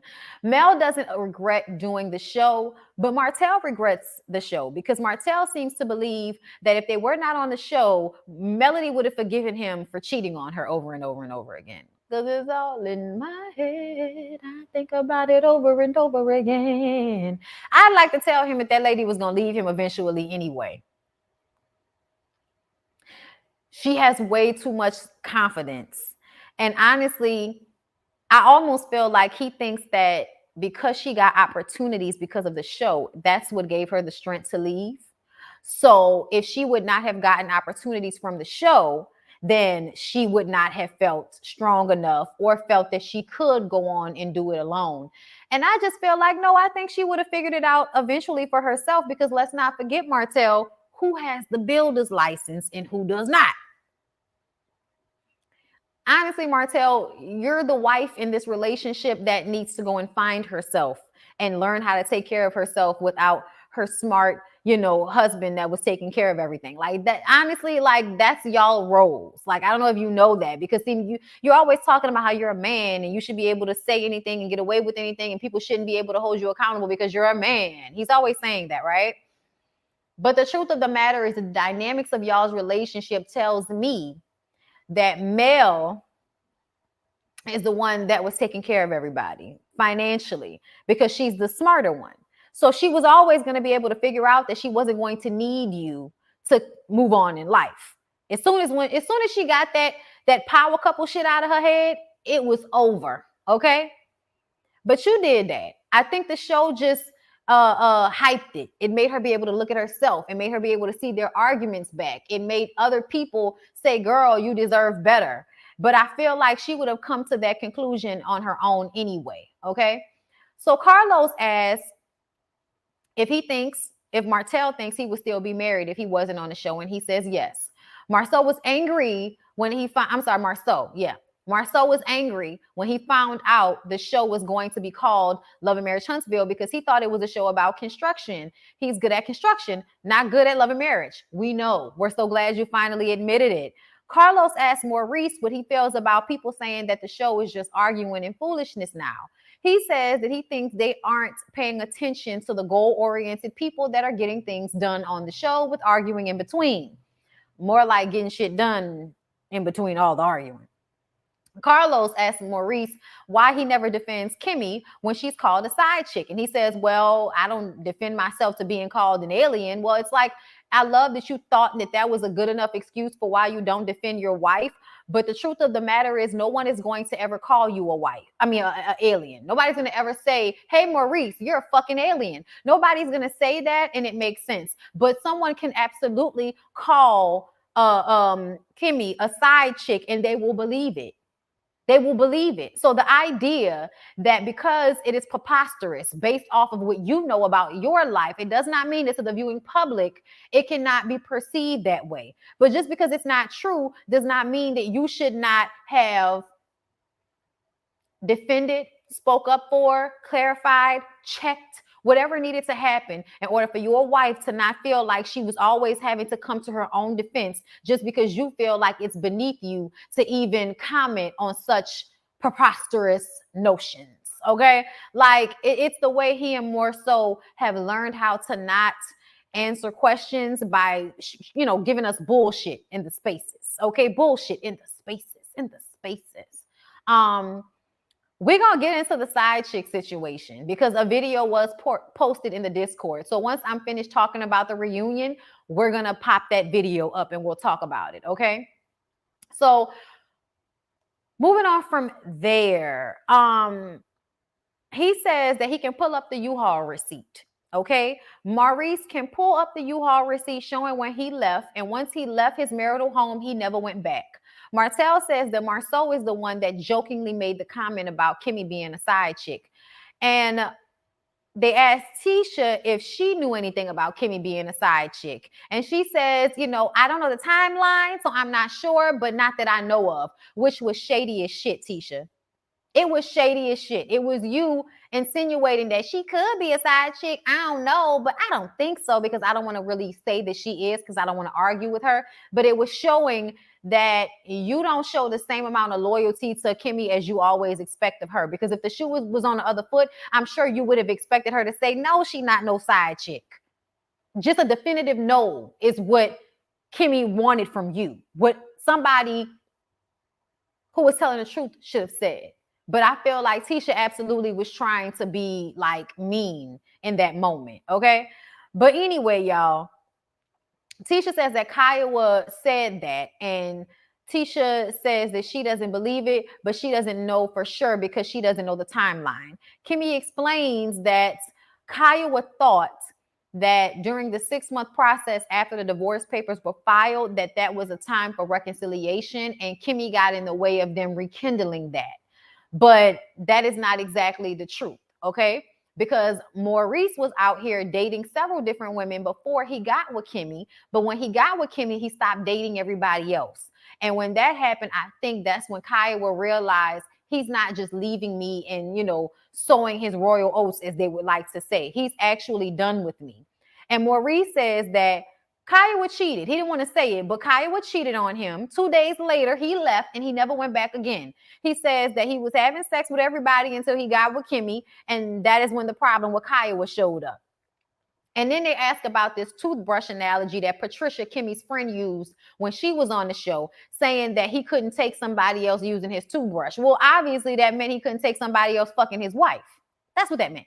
Okay, he couldn't forgive Kaya for cheating on him. And it always like makes me go back to when people say that Maurice was also a cheater. So I'm wondering, was Maurice cheating on Kaya as well? And then when Kaya cheated back, or when Kaya matched energy, then all of a sudden you wanted to get out of the relationship? Or were you never a cheater at all? And she cheated on you. Was that the case? I would like some clarification. The glitter bomb somebody threw at Tisha's face. Best reunion I've ever seen. Carlos is an amazing host and asked all the right questions. Martel needed to prepare some damn answers. He sat up there just confused, scrambling, or mute. Mel was getting head 1 month back in the game. She is a legend. Tisha was giving nothing but Elvira. Martel blamed Mel leaving him on social media comments and not the fact that his ass was cheating repeatedly. He's delusional. I would be pissed too if I thought I was signing up for a fixer-upper and ended up with a messy show. Everybody's saying me too. When your own family create a narrative about your wife, you protect her. Exactly. I love how Kimmy gathered all of them about their part they played about the rumor. Yeah, she absolutely pointed out that Marceau laughed at it, and you brought it up in your conversation with Mel, and Martel was bullshitting. You absolutely brought that shit up as if it was a fact so that you can deflect from, you having a side chick, okay? Tisha should have a better stylist. She should. Tisha pissed me off. Even her body language was nasty. And her exactly with that damn hilltop speed bump. Where's the link for Love and Marriage Huntsville? You don't need it. I was so here for it because they all definitely shouldn't have played no pause. Okay. Moving back into YouTube. What are you guys saying? Kawasaki would cheat on her new husband if Maurice would give her some. Child, subscribe. Martel needed to accept responsibility, and he never fully does. Carlos held their feet to the fire. He did. And the fact that they were all scared was like really enjoyable to me. So, moving on, Kimmy called Kiowa ahead of time to let her know that she was going to come up on a reunion and she wants to continue to move forward. So just remember that when everybody is being messy, for the next couple of weeks. So they're still moving forward. Hopefully things will continue to get better with them because nobody wants a messy ass co-parenting situation. All right. And Maurice, it would behoove you to speak up more for your wife. It would behoove you to listen to your wife, to care about her feelings, and to not be so dismissive of the way people see her or the way she sees you. You're very dismissive of Kimmy, and Kimmy allows it. And it's very sad to watch sometimes because we obviously know y'all are a good couple. Y'all love each other, but she makes allowances while you are allowed to ignore how she feels. Her name, calling her a side chick is fucking with her integrity and how people see her. And if this was you, you would be bitching a fit the way you did when they talk bad about Monster. Monster is a kid. If he vaped in the bathroom, so the fuck what? Everybody does something when they're a kid. It's a known fact. So the fact that you felt the need to defend your son from someone making it seem like he might be out here doing the wrong thing. Why did you not feel the same need to protect your wife when somebody said the same thing? And I understand that that's your child. There's a difference, but your wife is your responsibility as well. So you should care about people making it seem like she's less than what she is the way they were trying to do with your son. Okay? But that just goes to show how you value the way men and boys are perceived more than you value the way women and girls are perceived, which is why we never see anything from the girl children in y'all's lives or the sisters in y'all family, only from the men and the boy children and what you want for them. Very misogynistic family, the Scotts. Anyway, they go through Mel and Martel's history, him lying and them getting back together and having little baby Milani, and then her finding out about the outside baby and getting a divorce, right? And this is when Martel starts to hem and haw about how he's not a cheater at heart. Sir, yes, you are. Yes, you are. Because you were given opportunities to stop. You were even given opportunities to just take it. Here's the thing, Martel. If you want to be with more than one woman at a time, and one of the women is saying, no, you can't do that, this is what needs to happen. You just say, I fucked up. I really got into a place where I needed to have both of them. I wanted to have both of them, so I tried to have both of them. And when Mel found out and decided she wasn't going to play anymore, now I'm just stuck with one. And yeah, I like that one, and I kept going back to that one, but that one is not enough, which is why I still feel the loss of my wife and my family. He's not real. He's not honest. He never wants to be honest, and that's why it's a problem. That's why nobody likes you, Martel. Everybody can forgive a cheating man. Society, women, people forgive cheating men. What we can't forgive is the narcissism, the trying to blame Mel, your side chick and her dolphin teeth getting online to try to make it seem like she and Mel are on the same level, when if you felt how Mel feels about herself, you would not have put yourself in this position to be his side chick for 5 years, watching him go home to his family and his wife while you stayed at home and waited for him to answer your phone calls. Y'all have never been on the same level, and y'all won't be on the same level. And it's not because you are lesser than her just because, it's because of the place that you place yourself at. The reason why Martel wants coleslaw, the reason why Martel is into Ariane, is because Ariane makes him feel good about himself in a way that Mel does not. But it's because he would need Mel to shrink herself so he can feel better, because honestly, you're not as smart as Mel. You're not as charismatic as Mel. Whatever the it is that Mel has, you had it when you were with her, and you thought you would be able to have it after the fact. But see, Martel, you're not a whole man. You're not a whole human being. And the way you've handled your marriage and your cheating is indicative of that. You can't fully take responsibility. You have to pass blame. You have to care about how people see you versus how you actually are. You worry about all of the wrong things in these situations. And that is the reason why you don't, you're not able to get away with this the way other people do. Marceau and them are probably able to get away with this shit because they have common sense. They can control themselves. They know how to keep the lie alive, okay? You, on the other hand, look at you. You can't even keep your shit together. And you're always getting online thinking that you're making a checkmate against Mel when you're divorced, y'all. You're divorced, Martel. You felt so accomplished that you were able to prove this episode that Mel had sex with another man during the course of your marriage. But that was only after you had got caught cheating, and you were cheating for years. You were cheating for 3 years when Mel found out in 2017. Okay? And the fact that you think now in 2021, when y'all are divorced and she's moved on, and you and Ariana are probably living together, but we're not going to showcase that because Mel is in charge of the girls that own.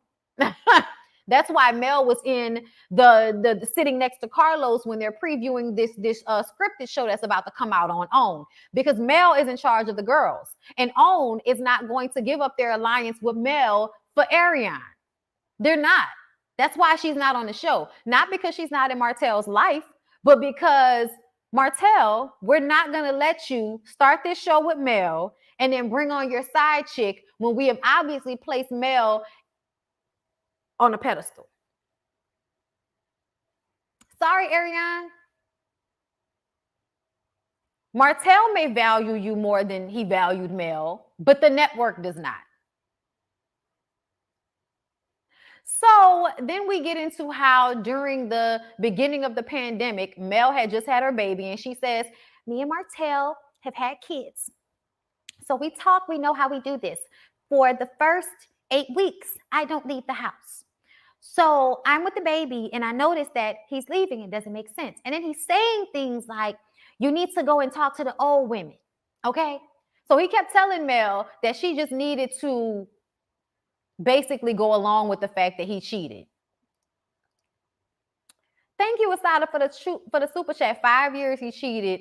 He cheated, Martel. Yes, ma'am. I know, but in 2017, when she found out he had only been cheating for 3 years, and then she took him back. Remember? And then by the time we got to divorce, and what? Well, actually, they started the divorce proceedings in 2020, right? So by the time we get to, 18, 19, 20, yeah, it's been about 5-6 years by the time we got to the filing of the divorce. Okay. But when she initially found out, he had only been cheating allegedly for 3 years by the time we got to 2017. If I'm remembering the way this storyline has been said to me over the years. Okay. But no, by the time she filed for divorce, it was 5 years. That's why she said, I gave you 5 years to cut her off, because I came back to you in 2017 after we broke up thinking that you were done with her. And then by the time we get to 2020 and I've just had a baby and found out you're still talking to her, you're still going to see her. And not only that, but you're doing it during a pandemic, which means he had still been cheating with her the whole time. So this when Mel realizes when she thought he stopped, he never did. Okay. And he kept saying that he stopped. We saw the clips of him saying he'd stopped. He never did. Okay. So that's what I meant by like the 5, the 3 years. And then here we are at 5, right? And, Martel says he was going to the gym during the pandemic. We all know that whenever he would say he was going to the gym, he was going to fuck on Ariane. Okay. So Carlos is like, really zeroing it down. Like, okay, I need for you to understand that during the pandemic, everybody is being told to shelter in place, to stay in their homes for the protection of them and their families. Your wife just had a brand new baby and you're leaving the house. And he was like, I was going to the gym. Carlos was like, it's the beginning of the pandemic. The gyms were not open. So where were you going? You were going to see old girl. And he did not want to say it. So he just sat there with this stupid smile on his face. Okay. And so, basically putting it out there, you were putting your family in danger to go and get your dick sucked by dolphin teeth. Okay. Then Martel denies sleeping with the other woman during that time. So Carlos asks, so how did she get pregnant? And he just smirks and shakes his head. Carlos asks, how old is his other child then? And he doesn't answer. So since Martel doesn't want to be honest, now Carlos switches the questions to Mel. Okay. And we get into this whole, hold up. Said that he's starting to say things like this one. Oh yeah, Mel said that he was starting to say things like she needed to get used to him having another woman. She needed to talk to the older women about how to deal with it and, how to deal with being with an ain't shit man. And when she was listening to him saying those things, and we remember this is when she figured out that he was just trying to figure out how to deceive her better. He was learning how to lie better. He wasn't learning how to go without Ariane. He was learning how to get away with the cheating better. Okay. So Mel explains that she originally found out he was cheating in March of 2017. Y'all, that was the same time me and Lyra got married. Coleslaw called his phone over and over and over again one day. She answered the phone. The girl hung up. She called back. Mel picked up the phone again and she said, I didn't call your phone. I called Martel. Put Martel on the phone. Martel at that point had made Ariane feel like she was just as important as his wife. And that was the mistake he made. That, not comments, not the show, is the reason why you don't have your wife. Because you couldn't keep your side chick in check. Like, thank you, T. Walker, for becoming a member. Okay, come on and join this chat, girl. Come on and join this chat. All right. So yeah, y'all, the disrespect that Mel has dealt with over the course of this relationship is just ridiculous to me. Carlos asked about Martel saying that Marceau and Mel were messing around. And Martel says that Marceau apologized about this. Marceau says, no. You apologized to me. I never apologized to you because I never did anything. The fuck is you talking about? He even said the fact that Martel said I said it means it's a lie. And everybody was laughing. So basically what happened is, thank you, Asada, for the super chat. Martel didn't value or respect his marriage at all. No loyalty at all. At all. Only when it served him.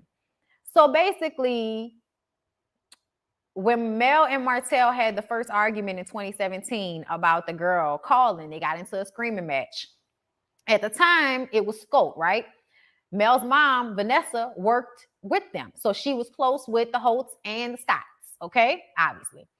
And she called Marceau to come and check on them because of the way they were arguing. If y'all recall, same thing as in Vegas when Martel and Mel are screaming at each other and Marceau comes in and grabs Martel and pulls him out of the room. Okay. Same mindset when Vanessa calls Marceau to check on Mel and Martel. So he called Martel. Martel wasn't answering the phone. He called Mel. Mel picked up the phone. He told Mel, hey, come down to the Chick-fil-A, let's talk. It was to separate them because shit sounded volatile. It was what Marceau was trying to do, which is get them out of the situation so they can calm down. So he then says, let's go get a drink. Y'all, apparently Martel does not drink. I guess he must have had a problem at some point. But people who drink as adults understand that what are adults supposed to do besides go get a drink, child? If adults need to talk, they go and get a drink. Anytime me and my friend got something going, girl, we need to talk. We need to go to dinner. We'll go get a drink, girl. Let's go get a drink. Go down to the bar and go get a drink. That's what you do when you be going through shit. The fuck? Thank you so much, Courtney Fulton, for becoming a member. It is greatly appreciated. Let me pop back on the Discord, child. Hey, Discord. COVID with the clap. Marceau be so helpful to everyone but Tisha. Ain't that the truth? Mel should have left on the first cheat. The pandemic cheating thing is gross. You endangered your whole family, but you concerned about your kids, though. Dumb and just, I know. But, I think that's easier. That's easy to say, but wasn't nobody going to leave that man after finding out he cheated at the first time. It wasn't going to happen. Any nigga that's worth their salt in this society usually will be able to get out of one cheat. I'm just saying, especially after being married for all of those years with those kids, ain't nobody trying to throw away their relationship over one mistake. Now, if this proves to be a constant issue like it did, then you got to go. Okay? But the fact that Martel was trying to make it seem like Mel and Marceau had something going on, it was really so that you could spread the blame around like you always do, because you can't deal with the fact that you just got found out in your bullshit, right?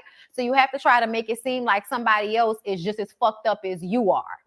Martel then says that he has a recorded conversation with him and Mel admitting to cheating on him during the relationship.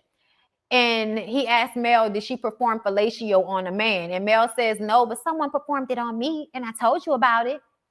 Mel messed with a guy when she and Martel broke up after this instance. When we're talking about what Marceau and them found out about because the girl called and said, put Martel on the phone. Well, Melody left, got an apartment, was going to get a divorce, started dating another man, had sex with that other man. I guess when she and Martel decided to get back together, they decided they were going to be honest with one another. So Mel talks about the things that happened with her and that man. And he is pinpointing the fact that, so you sucked this man's dick, but you wasn't sucking mine. And it's like, well, I'm glad she wasn't sucking your dick since you were having sex with Ariane without a condom. Who wants to taste the other woman's pussy on your dick? Just saying. And then when it comes to the whole situation, I just want to say, if I was Mel, I would have been like, yeah, I sucked his dick. He ate me out. Everything that you and Ariane do together, me and that nigga did when we met up and fucked. Yes, absolutely, I did. Sure did. I left him. I got my own apartment. I started dating somebody. And when I felt like I wanted to fuck on somebody, me and that person did everything that I imagined you and Ariane did together. Mel was still trying to keep some composure about herself. I get it. You're a mother, you're a staple in the community, but he was trying to embarrass her with that shit, trying to make her seem as gutter as he is. That's what that was about. When the truth of the matter is, you can't cheat on somebody for 3 years. And then your girlfriend calls your phone and tells your wife to put you on the phone. And then she leaves you, gets an apartment, starts dating. And you want to act like when she had sex with somebody else during that time, that's the same thing as you cheating on her with this woman before she found out. And then after she took you back and then having a baby thereafter. The fuck are you talking about, Martel? Thank you, T. Walker, for the super chat. He really thought him releasing that recording was going to do something, child. And it didn't do anything. Okay, I'm a few minutes behind in the review, but I lived in Huntsville, actually here visiting my mom now, and my best friend worked directly with those brothers at one point. Yes, people can change, but they were dogs.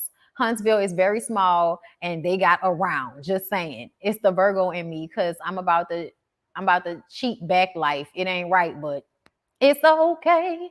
Laughing my ass up, I guess. But if me and my man's mutual friends having problems, he gonna tell me, "Babe, go get Mel. I'm about to see what Martel is on."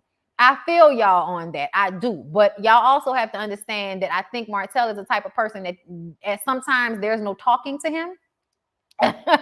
Thank you, Courtney, for the super chat. Hey, Bondi, I was in the hospital with COVID pneumonia for 8 days, and your content, past and present, got me through such a hard time. Thank you for being an awesome content creator. I'm so glad you made it through that, Courtney. Thank you for the support. I'm glad you're okay. Okay, prayers up. Thank you, Asada, for another super chat. Hey, Bondi, did you hear Chloe, baby daddy? Yes, I did. Asada, can you wait for the BondyBlue show before we bring up topics that don't have nothing to do with the video? I appreciate you, though. I really do. But can we stay on task? Thank you. I'm going to have a BondyBlue show tomorrow. We're going to talk about all that shit. Thank you, Lakeisha, for the super sticker. I appreciate you. I liked her response, but the truth of the matter is she had nothing to explain. It was just dumb as fuck. It really was, okay? So moving on from there, Martel admits that he didn't think that Mel would leave him. And Carlos goes on a diatribe about how, everybody wants to call Ariane coleslaw, but obviously Martel feels like she's the whole meal and she's the restaurant and everything, since she's everything to Martel because he can't give her up. He obviously loves her. And so while saying all of this shit in front of Mel, as if Mel doesn't have any feelings, Carlos, I was just like, Mel must be really trying to like hold her shit together. Because if I was her, this whole conversation would have bothered the fuck out of me, right? Carlos then turns and asks Martel, if you had met Ariane first, would you still have married Mel? And he just sits there with this stupid ass smile on his face. And everybody is like, well, I guess the silence is what answers that question. Meaning if he had met Ariane first, he would have married Ariane instead of marrying Mel. And you wouldn't have been as successful. And I hope that you were, I'm hoping that you understand that. I'm hoping that you understand that your relationship with Ariane would have resulted in not nearly as much success for you, because most of your success at this point is based off of the fact that you met Melody in college. And since then, you and Mel have been hustling and grinding together. Okay? Like, I was just like, I agree, but Tisha can't talk to Mel. Marceau is more on Mel's level.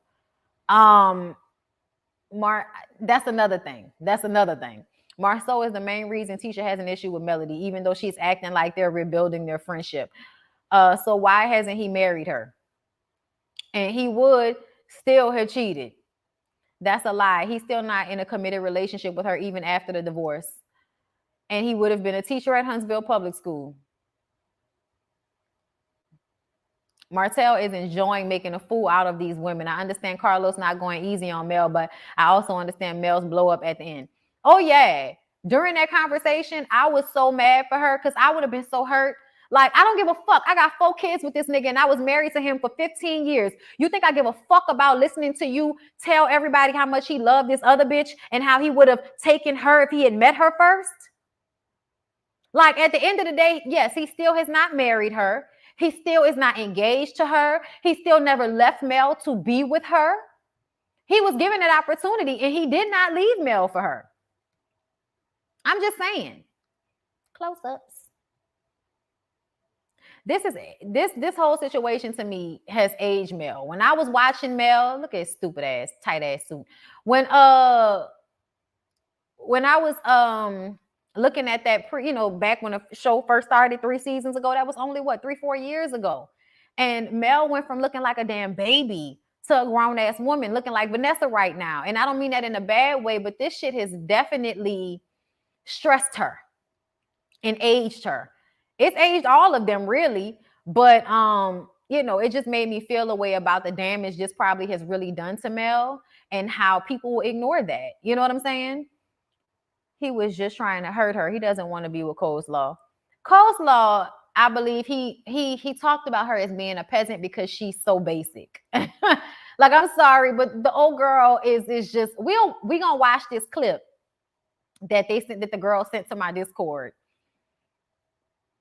Okay, but that was basically the reunion with him asking that question. Hold up, y'all. Hold up. Let me slide all the way to the top. Well, I can find it.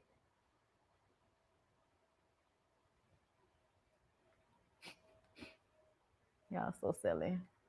Joel Osteen on Monday night. Okay, hold up. 2 a.m. Today. Somebody put that link in not that long ago. Where is it? I want to find it so we can watch that video, even though I probably don't even need to. But I watched it from in here. So where did it go? Where did it go? Oh, there it is. There it is. All right, hold up, y'all.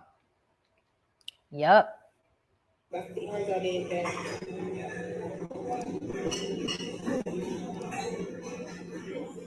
Really? Slides? We can share slides now? Oh, Carlos better put some respect on my name. Period.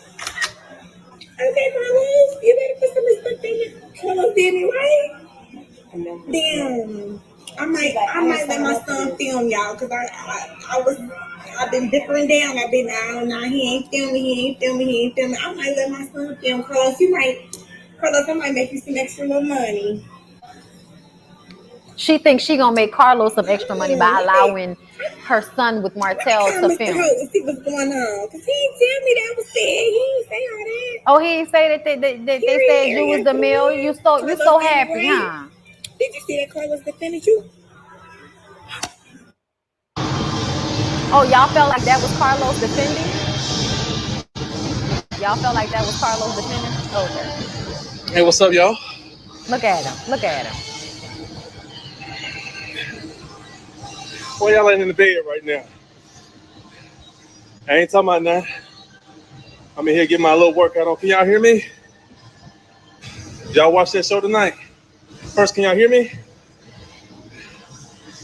What's up, Hercules?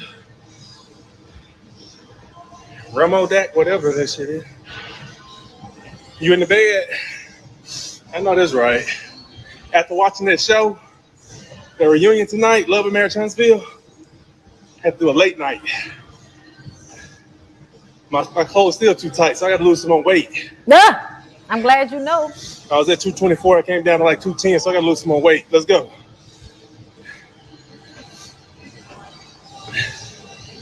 How y'all doing? Did y'all watch the show? Don't y'all come at me on these comments about the show. Oh, because you can't take It's it? entertainment purposes only, all right? It's not. Except for, we all liars. We all liars. Always trying to drag somebody in. Always trying to drag somebody else into his bullshit, y'all. Y'all like that blue suit? No, we didn't. One of my friends, while day, I talked to him a little while ago. He said, I better not say nothing. Looking like a little smurf with that tight suit on. You know, I try to give y'all that fashion here and there. You know what I'm saying? Not that fashion. I try to give y'all that fashion. Oh, okay. Give y'all something to talk about a little bit. So I stay unbothered, because y'all be killing me. She sounds very young-minded. Good, I don't know how old Ariane is, but she sounds very young-minded, y'all. Let me read y'all comments. Okay. Did y'all enjoy the show? You love the suit? I appreciate that. Child, lied. I appreciate it. It was tight on you. Did you like it tight on? Did you like it tight on me? Child, he better go to hell.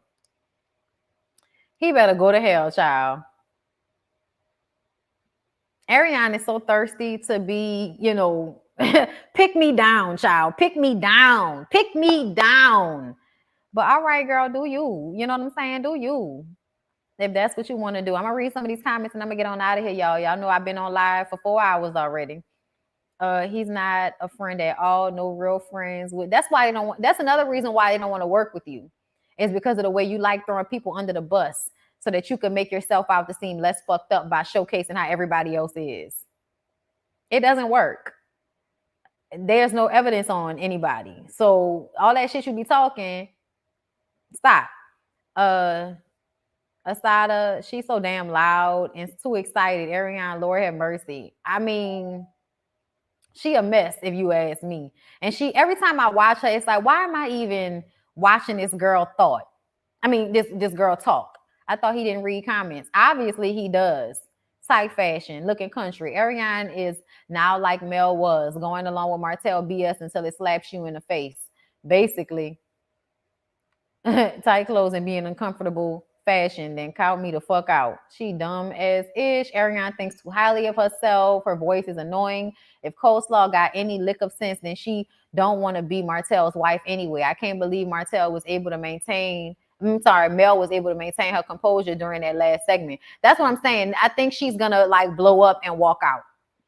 That's what we saw. She gonna come back, but she gonna blow up and walk out. Martel likes that girl because she makes him feel like he's great. Exactly. Mel makes him look great, but he sees his inadequacies. Absolutely. And I've been saying that from the very beginning.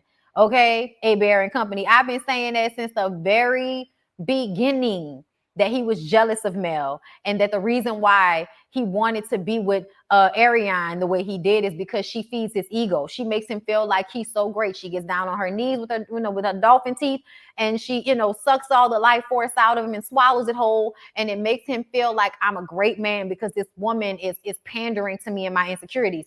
Versus your wife that you use to actually create the vision that you're using to, stick your mouth in this girl. Because please believe the reason why Ariane wants him is because Mel built him up to look like the man that he was. You know what I'm saying?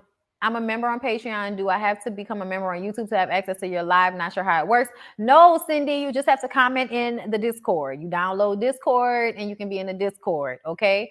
On here, it's either you are a member in this chat, but I can see your chat in the Discord, okay? That's why it's open. I have both things open, and I'm reading from my Discord for my Patreons, and I'm reading from the live chat for the members only. That's why there's so many people in here, but not everybody can comment because it's members only.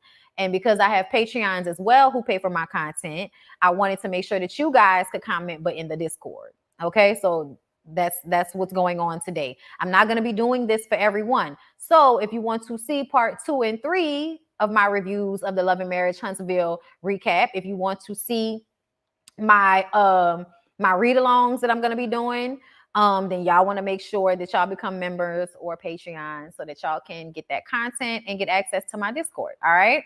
But with that being said, y'all, that's all I have to say. I have been talking for long enough and I am hungry. So I will talk to you guys tomorrow.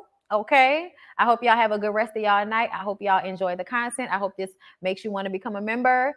But if not, it's cool. It's cool. You'll just miss out on stuff. All right, y'all.